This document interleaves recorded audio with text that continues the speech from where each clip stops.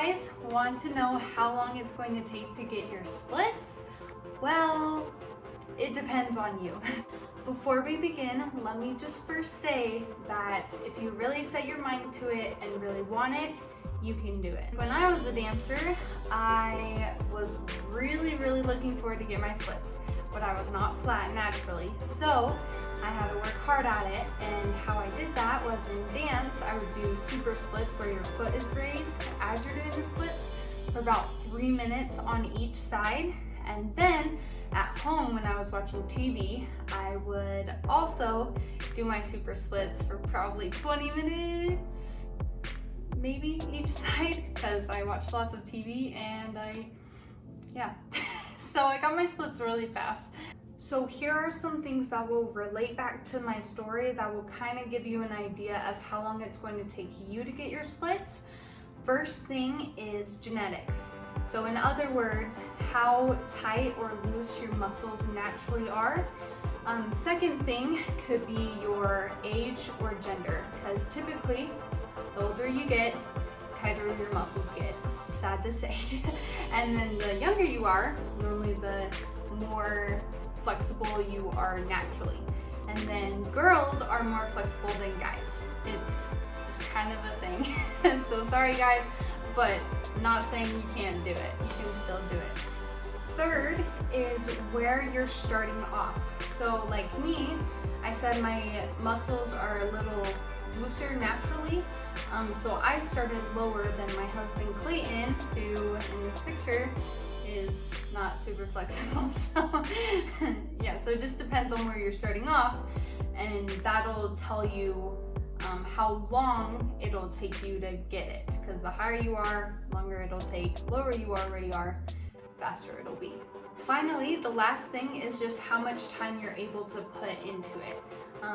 Like when I was a dancer, I had tons of time on my hands because I didn't have a job or all this stuff, so I could watch TV and do splits or go to dance and stretch there. So it also just depends on how determined you are and how much time you give it. Now that we know what factors can speed up or slow down our progress, let's get into the stretches that you should be doing to get your splits.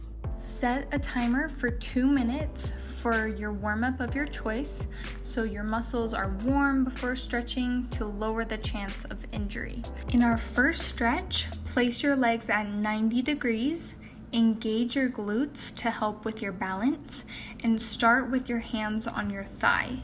Then, on every exhale, go further down until you've reached your best position. You can use yoga blocks to help with stability if you prefer, or if you can touch the ground, do that. Then do the same thing on your other leg.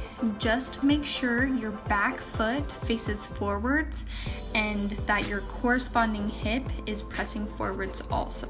With our standing pike stretch, we're going to be going between bent and straight legs, making sure we continue to use our breath, and I suggest exhaling when you bend. It's just a better flow within your body. And again, you can use a yoga block to assist you, or even a chair, stack of books, stool, and really anything else that comes to mind. And I will be placing your sets and reps after all of these stretches. Now you're going to need a wall or couch to set your knee and shin against, and bring your other leg forward to a lunge position. Then you're going to start rocking your hips forward and back where your bum touches your foot. Then you press your hips forward as much as you can.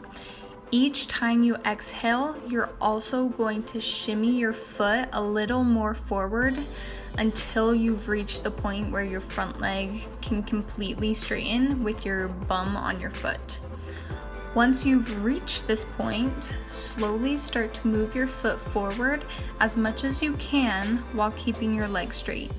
Don't worry if you're only able to move your foot an inch or two. Just remember to use your breath, okay? When you've reached your best position, bring your chest up and use the wall, couch, yoga blocks, or floor if you're low enough to the ground to help you balance and hold. or you can even place them on your hips if you want to do something hard.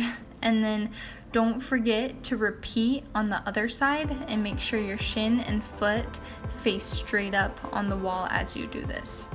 Our final and most important stretch is splits themselves. Like I said earlier, I was able to get my splits flat by simply only doing splits and super splits with my front foot raised. However, I don't suggest that route because it could lead to knee problems down the road with just the super splits. Make sure to take it easy as you go down into your splits. And again, always practice breathing and going deeper on every exhale. Now, let's get into our reps and sets for everything. The method we're using was created by Yiannas Christoulas, who found proof in 32 different studies that stretching 9 minutes a week with each exercise was the best way to progress quickly. So I'm going to be having you guys do 3 sets for 30 seconds with a 1 minute rest, and then you'll do it 6 times a week. But if you don't have enough time to do it 6 times a week, you also have the option of doing 3 sets for 60 seconds with a 1 minute rest 3 times a week. So just choose between the two for which one is a better fit for you. Now, the most important thing is that on week 6 through 8, when you start to feel like you've stopped progressing, take a 3 to 5 day break and come back. At this point, lots of people tend to reach a plateau and get discouraged. But don't worry, just take a break and get back to it in a week and you'll continue to progress, okay? I'll be placing the link to Yiannas' video in the description below if you'd like to see the science behind this method. If you would like more of this content, please like and subscribe so we can give you more content like this.